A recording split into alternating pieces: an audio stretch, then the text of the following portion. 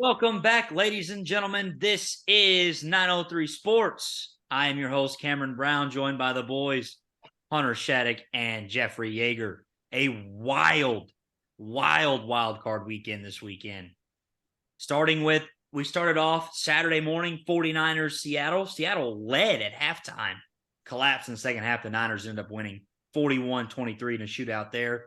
And then that night, we had the Chargers with one of the biggest playoff collapses I have ever seen. They lose 31-30 to Jacksonville, blowing a 27-0 lead. We'll get into that game in some detail later. And then Sunday morning, Miami put up one hell of a fight with their seventh-round draft pick, Skylar Thompson. Buffalo survives 31-34 in that game. The Bills, I don't know. I might be worried about Josh Allen. He's turned the ball over a little bit. They were supposed to steamroll Miami. They did not look great, and that defense looked weak as well. And then after that, one of the better games of the weekend, Giants, Minnesota, back and forth the whole game. Really good football team, two good teams. Vikings a little bit fraudulent with their record. A lot of close wins this year, and they could not come out. Yates' boy, Kirk Cousins, throws a check down on 4th and 8. They fall to the Giants 31-24. I will never understand anyone that throws the ball short of the line to gain on a must-have fourth. I will never understand Kirk Cousins in a little bit. Keep going, Cam. Yeah. Then we go to the Sunday night game, Cincinnati and Baltimore. And again, Baltimore big underdogs. They hung into the game. It was 17-17. Tyler Huntley leaps in the end zone to take the lead, fumbles at the goal line. Bengals scoop and score. They win 24-17. One of the biggest turns events I have ever seen in a football game. Bengals take over there. They will meet the Bills this weekend. And then the game we're probably going to spend the entire podcast talking about, Monday night. Dallas Cowboys on the road at 97-year-old Tom Brady's Tampa Bay Bucks, and they beat the snot out of the 8-9 Tampa Bay Buccaneers. 31-14. Dallas gets their first road playoff win in the last 30 years. So we will start in our lifetime. In our lifetime. None of us were born the last time Dallas won a road playoff game. We'll start with that one. Hunter, I will start with you. Let's do it. How much of this game was Tampa just being trash, or does Dallas have a shot to make a run here? Can both be true? I mean, do I have to pick one? I think if I had to, Dallas looked amazing. Yes. It was Tampa being bad is kind of what we expected. They're just not a good football team. They didn't look any different than they have all year, really. Brady looks old. He looks scared to get hit. The defense really didn't look like they had a whole lot of teeth, a lot of receivers getting open, and it's been talked about all year about how the Dallas receivers can't get open. Well, they were getting open against that secondary. And Dak looked like a totally different player than he did last week in Washington. And, I mean, yeah, of course, if they play like that, they could beat anybody. But, I mean, that's an obvious statement. That's like saying if I go play golf tomorrow and play awesome, I can break par. Well, yeah, duh. Like, that's part of it. You know, if you play your best football, Dallas is a good enough team to win the Super Bowl if everybody plays their best. It's now just a matter of which team shows up, and I'm hoping that they can ride this high. You know, it's a quick turnaround. I don't know if we're going to talk about this at all, but San Francisco has 2 extra days, but I don't hate it for Dallas. You know, it's like if you're playing in a golf tournament, you tee off in the afternoon and you play great, you get to wake up the next morning and go right back out and keep the momentum going. I think having that quick turnaround for Dallas might help, actually. Yeah, I agree. Yeah, you don't have it. You have less time to think about it. You know, you have less time to prepare, but you kind of ride that momentum. It's a good analogy. Right. In the afternoon, there's 65. You want to get right back out there and do it again in the morning. That's right. There's a lot less of a cool down period for sure. Yeah. Correct. So, and I don't know. I mean, look, Tom Brady, I don't want to say he's done because I've said it my whole life, and he's obviously never been done. He looks old, very, very old. He can't move. He made a great late touchdown throw to, it might have been Julio Jones or somebody. Yeah. The first score of the game. Beautiful throw. I was like, wow, there's Tom. But the Bucs O-line has been bad. Mike Evans dropped a couple passes. The defense is awful. The Bucs are a bad team. That division was the worst in football. They were 8-9. It's the famous they are who we thought they were. The Bucs are not good. Like, they're a bad team. That being said, Dallas played really well. That was one of Dak's best performances as a Dallas Cowboy. I haven't seen him play a better one.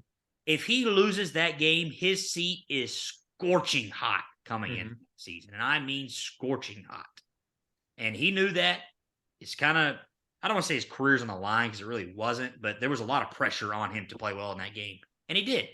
After a bad first drive, the offense was clicking. They ran the ball well. Michael Parsons was great. O-line looked as good as it did when the Cowboys were great in 2016, 2017.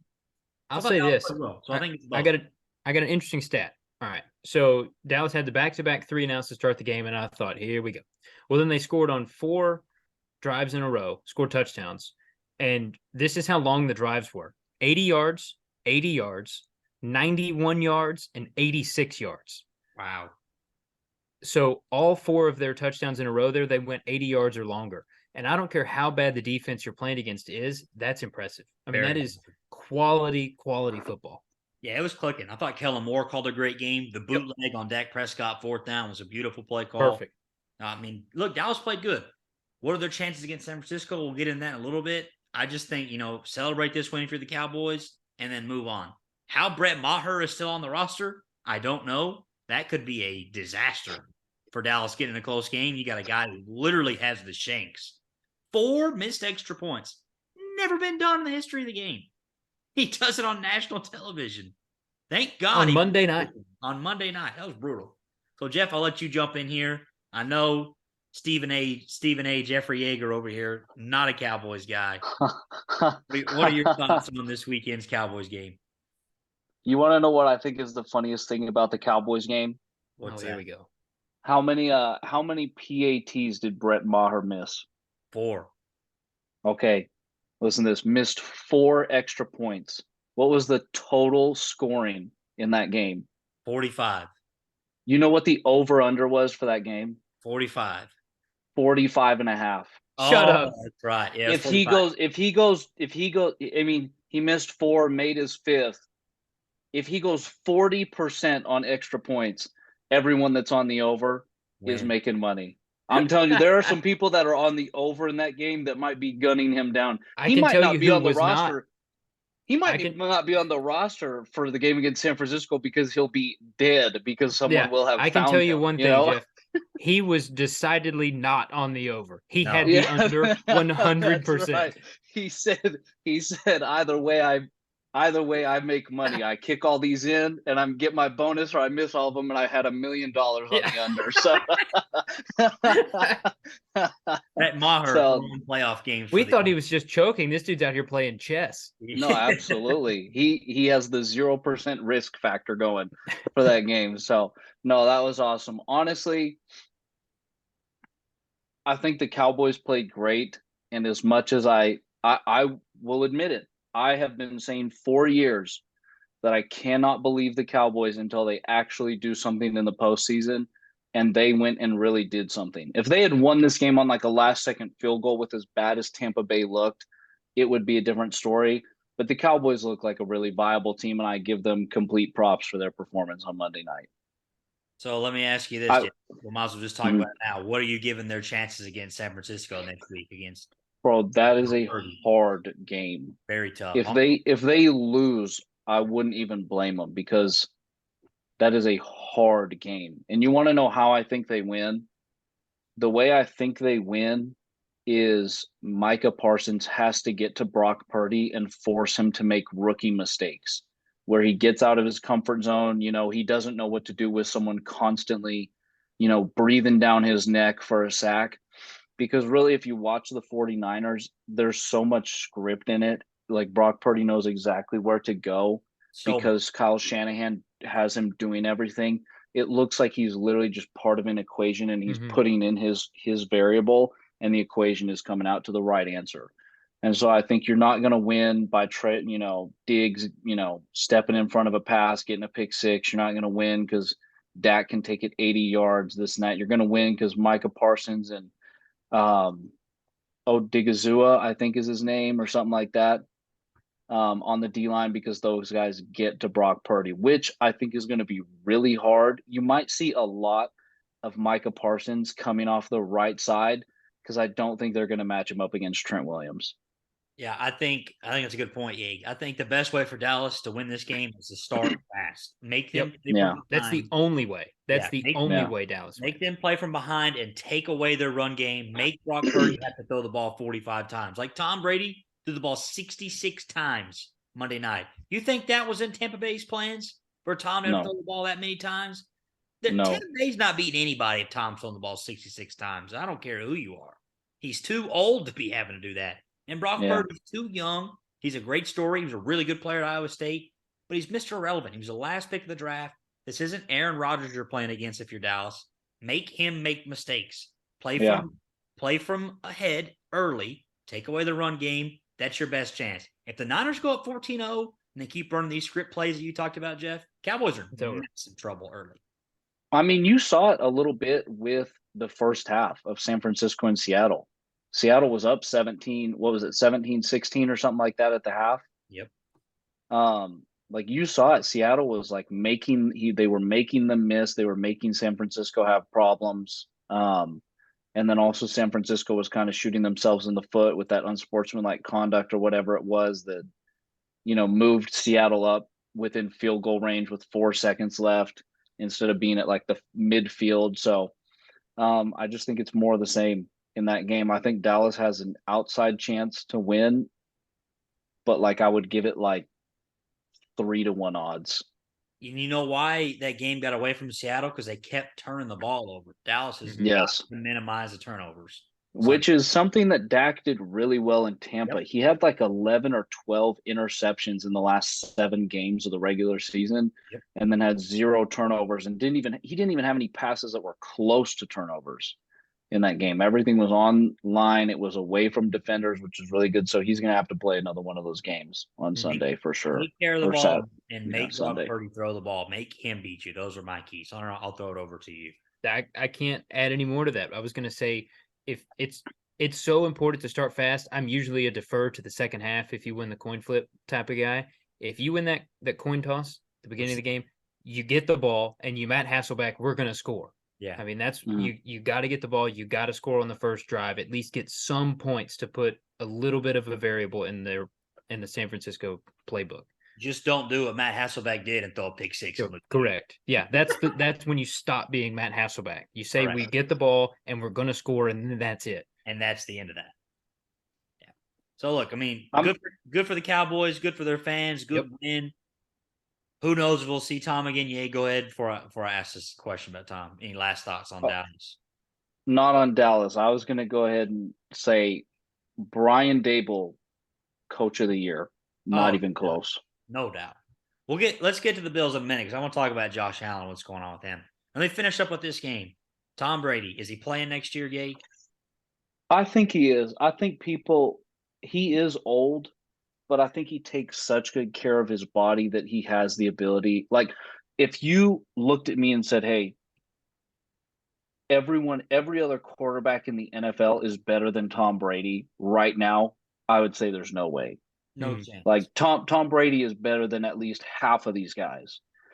And I also think Tom Brady had a lot of stuff off the field. And like anyone knows, if you have stuff going on off the field or off the course, it's gonna mess with you to some degree on the field. No doubt. And I think with the divorce, with Giselle, having a new like thing going on with her jiu-jitsu instructor, and like all the rumors and everything, retirement, this and that, blah blah blah.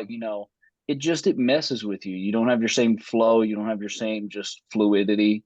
So I think you let Tom Brady, I think he's going to go to, heck, he might join Cliff Kingsbury in Thailand for a week or two. And then, and then he'll come back. He'll be a little more relaxed. He'll get to test the free agency waters. And I think he does come back for another season or two. Is that not the craziest thing you've ever heard? I got the updates saying Cliff Kingsbury literally telling teams that are calling saying, nope, I'm going to Thailand for a year. Leave me alone. Like I'm Is it a year confirmed?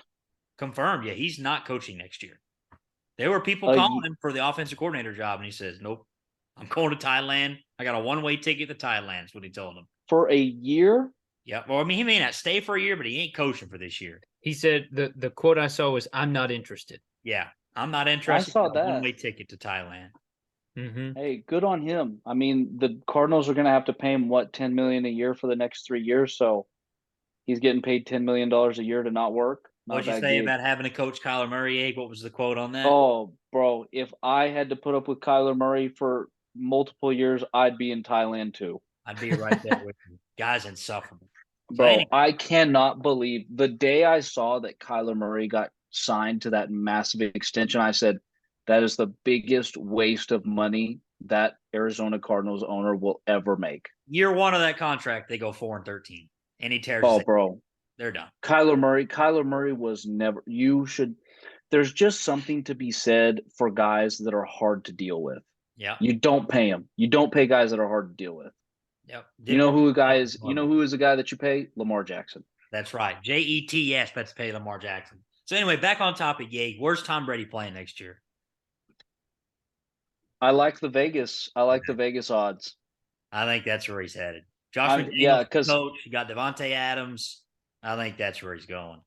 I would say Miami, but like the Miami owner came out like 2 days ago and was like, Tua is our starter for next year. So I think something probably did work out. There's no way you get rid of a young quarterback for a 1-year Tom rental. Look, the Raiders don't have a quarterback next year. Derek Carr's moving on. That seemed like a spot. He's not staying in Tampa. If you watched his post game, thinking all the media and everybody, it was kind of like a goodbye. He's not staying there. So Hunter, what do you think? Where's he playing? He's coming back next year, and I've been saying San Francisco. However, they have crazy. 3 quarterbacks on the roster right now. Yeah, 2 of them are young. Like Garoppolo's going to be gone, but they still have Trey Lance on their books. So I don't know we haven't seen him throw a pass since before COVID, and I don't know what they're going to do with him. If the San Francisco 49ers win the Super Bowl this year, then Brock Purdy's going to be their quarterback. Absolutely keep Brock Purdy. Got to stick with Brock Purdy. It's like a Nick Foles kind of thing. Like Phillies are not keeping Nick Foles on their team after they won the Super Bowl. You got something that's working on Brock Purdy. I don't know how you kind of let it go. So I think my gut's been telling me San Francisco for a while, but I think that's changing with the Purdy magic. Thing is, man, you're only getting Tom for 1 year. There's no way he plays for 2. He's got 1 year max in him. I mean, the guy can't move. I think that's what Vegas wants. I think they want, like, they went and paid Devontae Adams, or they got Josh Jacobs for maybe 1 more year. They got all those guys. They just paid Max Crosby. I think you literally say, hey, Tom, like, come in. We're going all or nothing for the Super Bowl next year with you. One more time. Tom's not staying. Yeah. Tampa Tom is over. He got the Super Bowl there. If you're Tom, well, I bet he's regretting not retiring after that Super Bowl in 2020. Yep. Or even last year was a good way to end it, man. They lost the NFC Championship against the Rams, war of a game, and then you come back and play like you did this year. It was tough. So, but all right, let's move on from that game. Let's go to another game, and I will tell you all this. The Los Angeles Chargers, formerly known as the San Diego Chargers, are the same team as the Atlanta Falcons. They are one and the same. Can you imagine being a fan of one of those two teams? 27-0 with 1.5 minutes to go in the first half.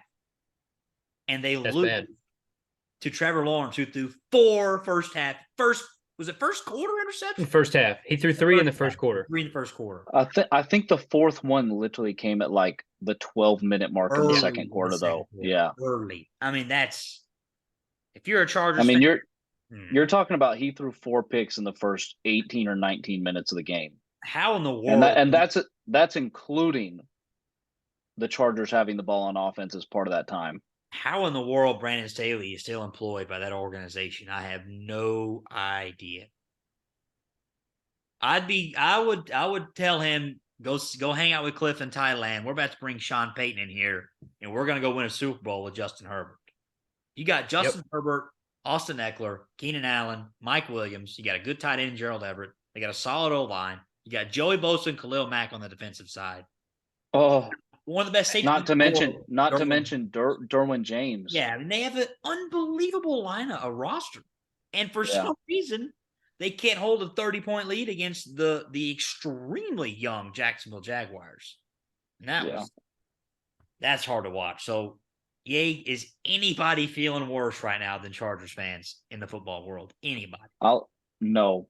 I actually am in a group chat, and 2 of the guys in there are Chargers fans, and they have just been sad for Just a give handful them, of days. just give them a hug, man. Just give them Yeah, a big hug. it's bad. It's bad. So no, the Chargers blowing that lead was probably one of the craziest things I've ever seen. Unreal.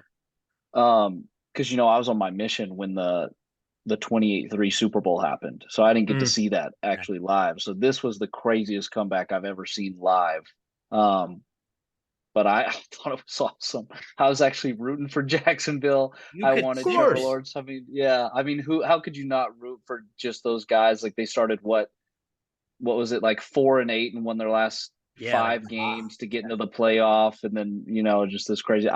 And plus now they got to go play the Chiefs. It's like just you got to be so happy if you're the Jaguars fans, like getting into the playoffs and winning a home game. when they cut it to 27-14, you could start to sense it a little bit. Jacksonville's chipping Oh away. yeah.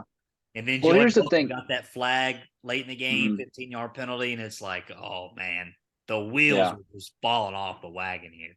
Yeah, I think that says more about Brandon Staley than them actually like blowing that lead is the fact that you just allow your guys don't have like a grit your teeth and find a way to close it mentality.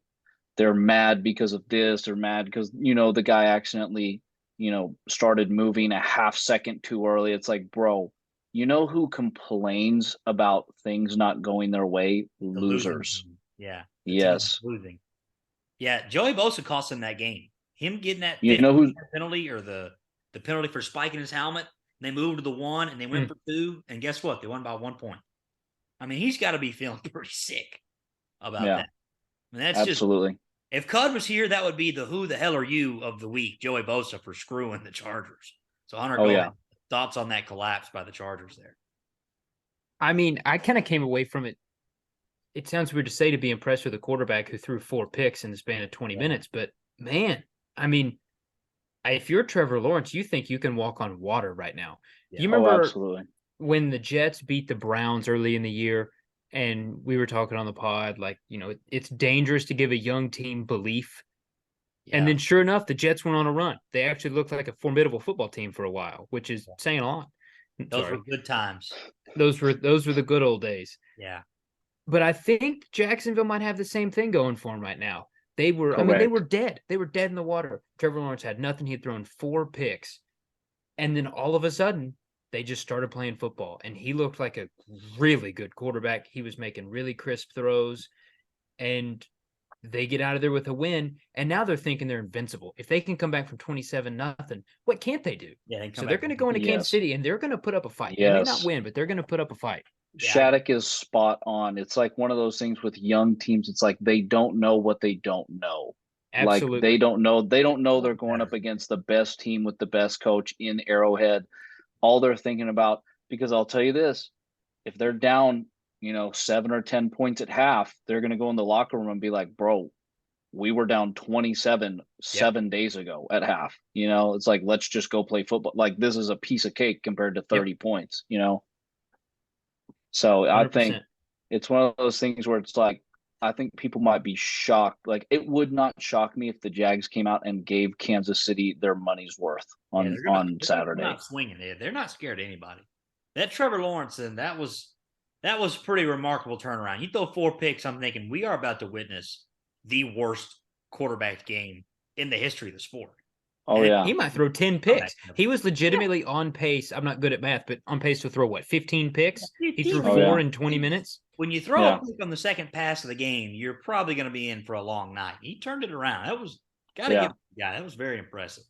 It's one of those things. It's like Trent, it's like Sansom says, if a dog's going to bite, he's going to bite as a pup. That's right. So you got to watch out for Trevor Lawrence, bro. Yeah, man, hug a Chargers fan, because that is a tough way to end the season, especially all the hype the Chargers had coming in this year, bringing in Khalil Mack, and they got J.C. Jackson. He didn't pan out this year, but there was a lot of hype on that train, and it didn't work out. So before we move on, I want to talk about Josh Allen, but Hunter mentioned the Jets. I just want to say, if you listen to our old pods, I was thinking about this the other day, we ranked the quarterbacks in the 2021 draft class, and I put Zach Wilson at 1. I would like that scrubbed from the internet forever, because that is the dumbest thing that I've ever said in my entire life. Zach Wilson does not belong. Quick, off the top of your head, do that list again right now off the top of your head. If I did the list right now, I would say 1 Trevor Lawrence, and all Right now. 4 of them are going to be in the CFL after that. So who cares?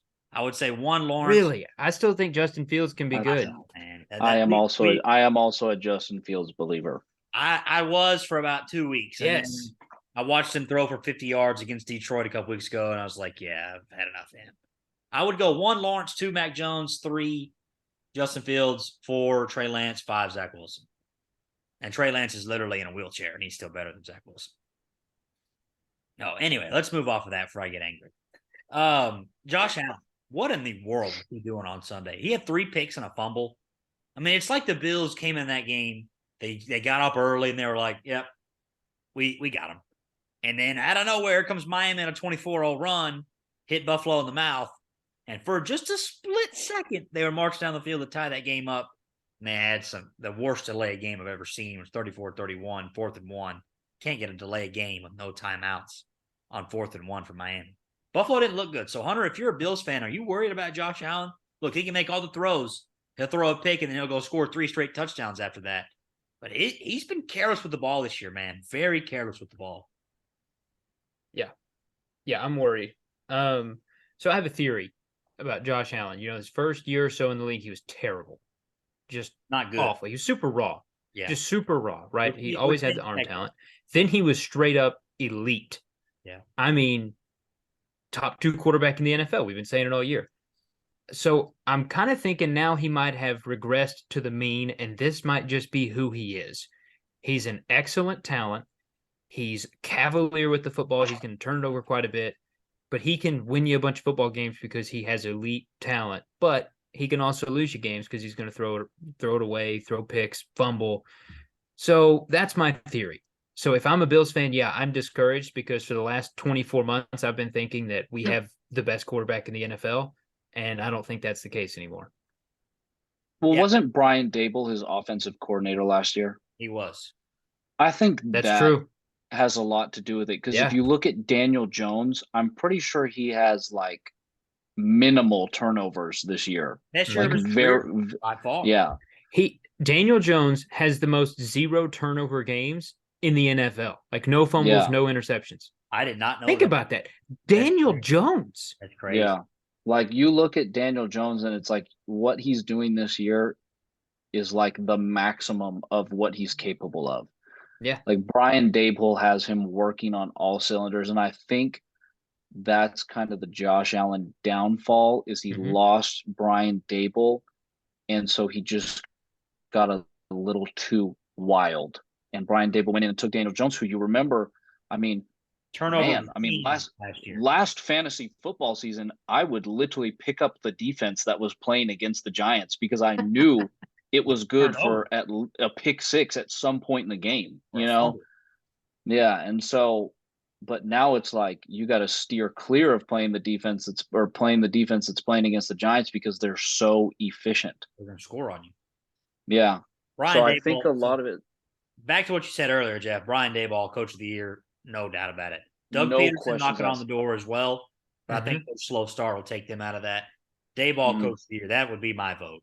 No doubt about it. If he doesn't win it, I'm going to hunt down Roger Goodell.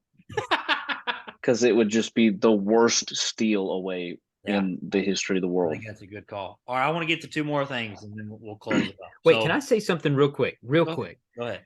So on ESPN Radio this week, I heard Mike Tannenbaum say that he wouldn't be surprised to see Daniel Jones get $50 million a year.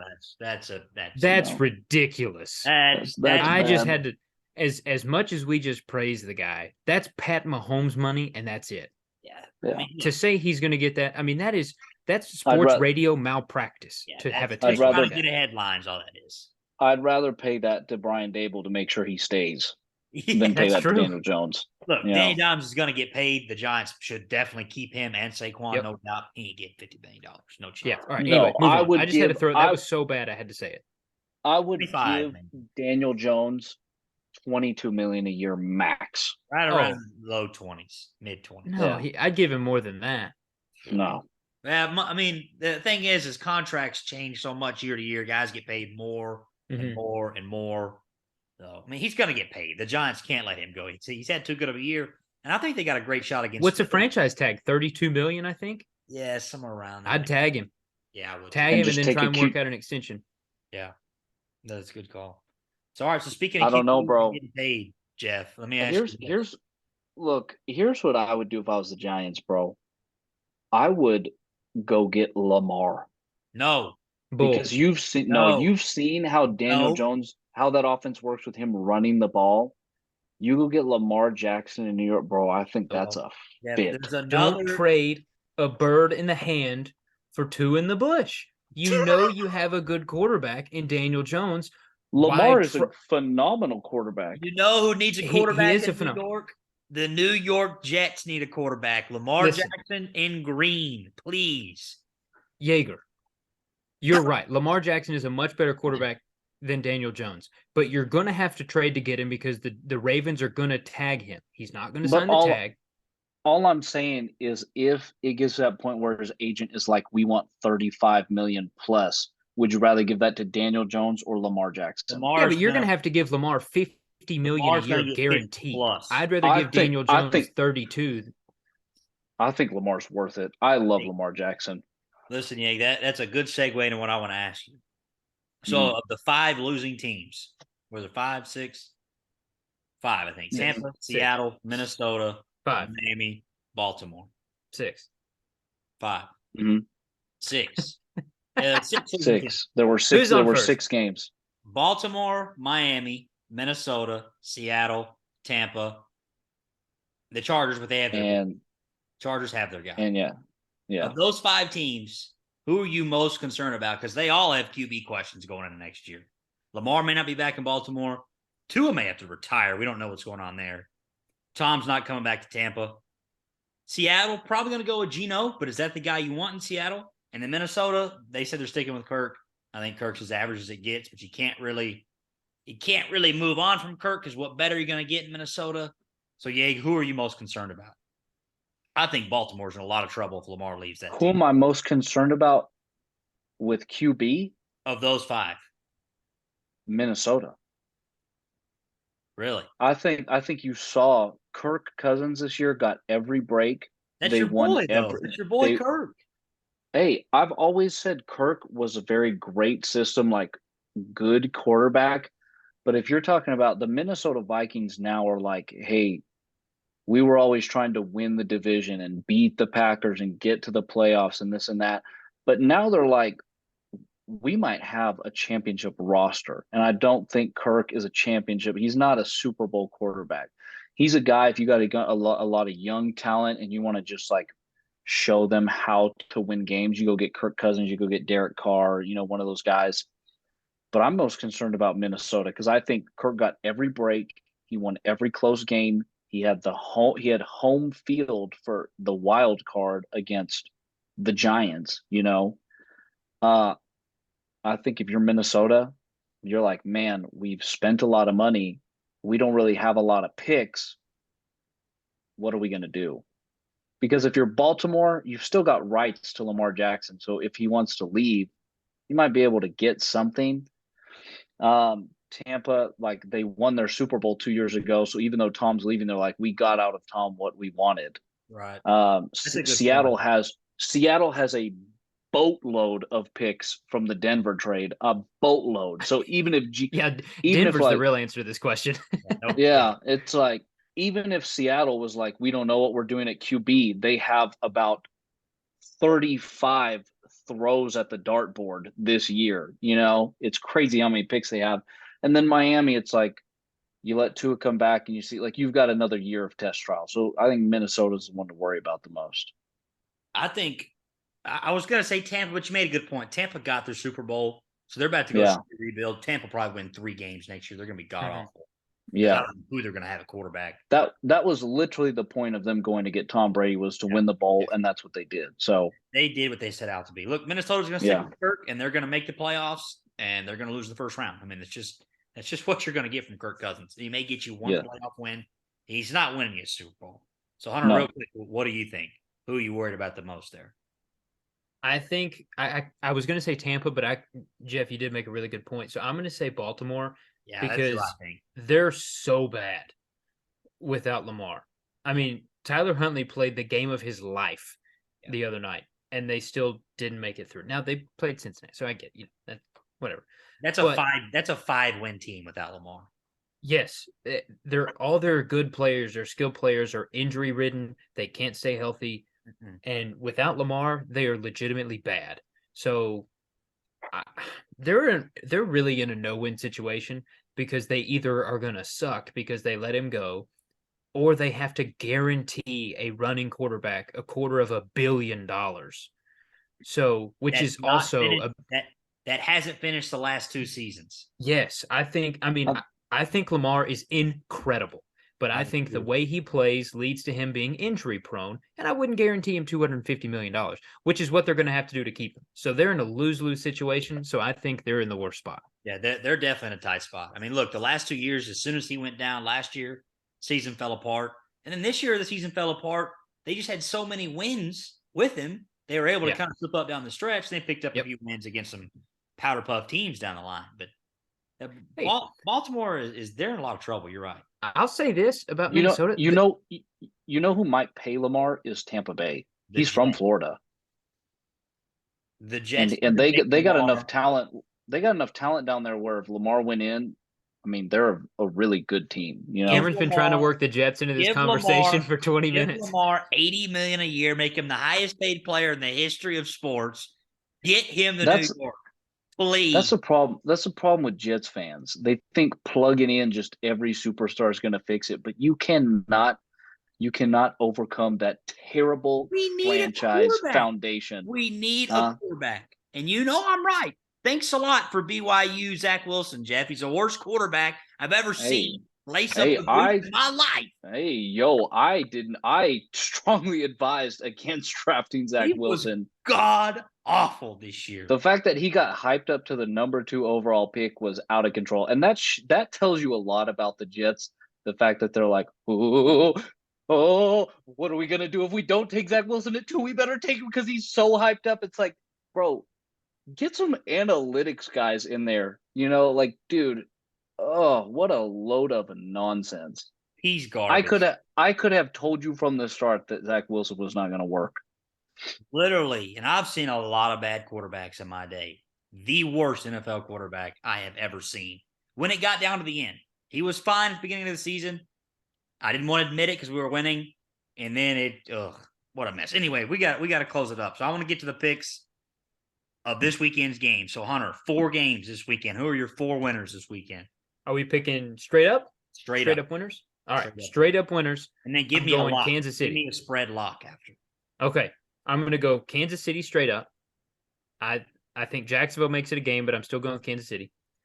I'm picking the Giants over the Eagles. Wow. Now that is a risk. I think Jalen Hurts is still banged up. There were some rumblings that he re-aggravated his shoulder. And so I think he may not be at 100%. They didn't play last week, so he didn't get a chance to shake the rust off. So I think they're going to come out slow. I think Danny Dimes is going to come out and play great, and the Giants are going to shock the world and win on the road. I'm taking Dallas for no other reason than pure blind optimism. I have to. I'm not going to try and back it up with logic and fact because no such logic or facts exist. So picking Dallas, and I'm also taking Cincinnati. And that's my lock of the week. They're plus 5.5, and we just had here and talked about the doomsday that is Josh Allen. So yeah, Cincinnati plus 5.5 is a lock, and they're also going to win outright on the road. So I've got 3 road teams winning and the Chiefs winning. I'm going to give mine real quick. Yeah, I'll let you finish. I'm taking the Chiefs. I think they just have too much talent for Jacksonville. Maybe close early. Chiefs will pull away late. I thought about taking the Giants, but then I remember the Eagles have 2 of the best secondaries in football, and I can't name you one wide receiver on the Giants team. And I know a lot more than the average fan should. And if I don't know, come on, Galladay, Slayton. Galladay's garbage. He doesn't even play. If Darius, but you know him, wide receiver, that's a big problem. So I think Slay and James Bradbury are going to eat up those receivers. It's going to make life hell for Daniel Jones. Eagles pull away. I think it'll be close for a little bit because, like Hunter said, Jalen Hurts is not healthy. Philly didn't look very good when they played the Giants backups the last game of the season, and they lost to the Saints a couple weeks before. So Philly kind of limping in. They're kind of banged up. They hadn't played in a while. Giants keep it close, but I think Philly's got enough talent they'll pull through. I think San Fran wins because I think Brett Maher has the shanks, and I think that's going to hurt them in the long run. Look, as a golfer, if you've got the peppers, man, you got a mental block. You don't just get over that in a day. Quick, one word answer. Are you people. going for 2 after every touchdown if you're Dallas? I let him kick one time, and if he misses, I'm telling him, go to the locker room, just get away. Because everyone knows I hate kickers. I hate kickers. If he misses once, get him out of here. I think that's going to hurt Dallas. I think San Fran's going to win that game. It's going to be close, though. It's going to be a good football game. And then last game, I've said it for 2 weeks. Cincinnati is going to beat Buffalo. Before the disaster of the DeMar Hamlin, that horrible incident a couple weeks ago, Cincinnati was dominating that football game. They were about to drive and go up 2 scores in that game, and that was in Buffalo. No, it was in Cincinnati. Excuse me. It was in Cincinnati. Yeah. This game's in Buffalo. It's going to be an emotional game. It's going to be a really good game. But Josh Allen and those red zone turnovers is going to bite them, and Cincinnati's going to get back to the AFC Championship with a rematch against Kansas City from last year. Bengals win that game outright. That's my lock of the week, Bengals. So, Jeff, I'll let you close it out here with your pick. I've got straight up money lines. I've got Kansas City.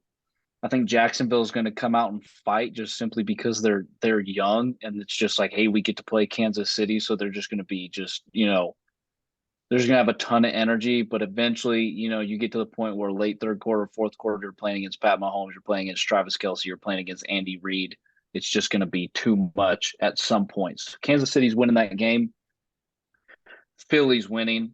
I don't care what anyone says. I love Jalen Hurts. He's got that dog in him. DAWG, dog. I love Jalen Hurts.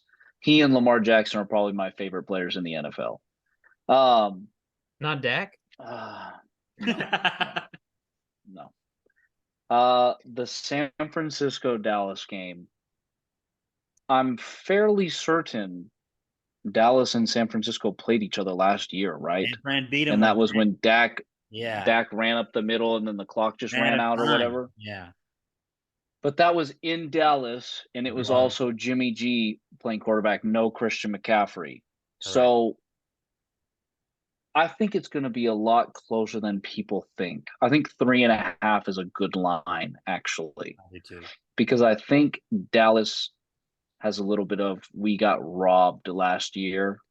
But I've also said, if you have that sort of entitlement mentality where we lost because of uncontrollable factors, it's going to hurt you. So I think this will be a lot closer. I think this is like a 28-26 kind of game, 28-27 with field goal. with San Francisco pulling it out. I think. And then last game, one second. Then last game, Cincinnati is going to win. Cincinnati plus 5.5 is the freest money the world will ever receive from Vegas. I'm scared that we all have that. Now they'll probably lose by 30. Well, dude, the world needs to take Buffalo minus 5.5. Public money will be on Buffalo in that game. Everyone's riding this Buffalo bandwagon right now. No, the Cincinnati, unless Roger Goodell calls in and says, "Hey, for the DeMar Hamlin narrative, we need Buffalo to win by 3 points." Unless that happens, Cincinnati could very well win this game like 31-10. No, I think. Yes. Aggressive. I think the Bengals, they lost the Super Bowl. They feel like they should have won it. They want it bad. You can tell when a team wants it. And they started out the season like, what was it? Like 4-4 or 3-4, and then ended up winning like 10 of their last 11 or something like that. They haven't lost in months. They're like on an 8-game win streak. Bro, the week before the playoffs started, they were like plus 800 to win the Super Bowl. And I was like, those are pretty freaking they're favorable odds, like plus 800, I would throw some cash on that. That is generous from Vegas. So I think Cincinnati is going to snipe them, and snipe them good too. It's going to be a good game. I think Cincy wins it. So, all right, guys, we got to wrap it up. Any closing thoughts? Shall we wrap up another? What were you about to say about Dallas, Shattuck? Real quick, I disagree with the Dallas is entitled thing. For once, in my life, I think this Cowboys team has some grit. I think they're playing like the world is out to get them, and I've never seen a Cowboys team act the way that they're acting. It's great. I feel confident that they're going to show up and play hard and not cower when they get punched in the mouth. I feel excited, which is a weird feeling as a Cowboy fan. Frankly, all my teams kind of suck, so it's a weird feeling to be optimistic. I don't think I could ever say that the America's team powdered Cowboys are ever going to have the world is against us mentality. Respectfully, I disagree. Respectfully. All right, gentlemen. Well, I enjoyed it. Another episode down. We're going to try to do one next week after these games and get ready for the AFC, NFC championship game. So, everybody, thanks for listening. That's right. We will see y'all next time.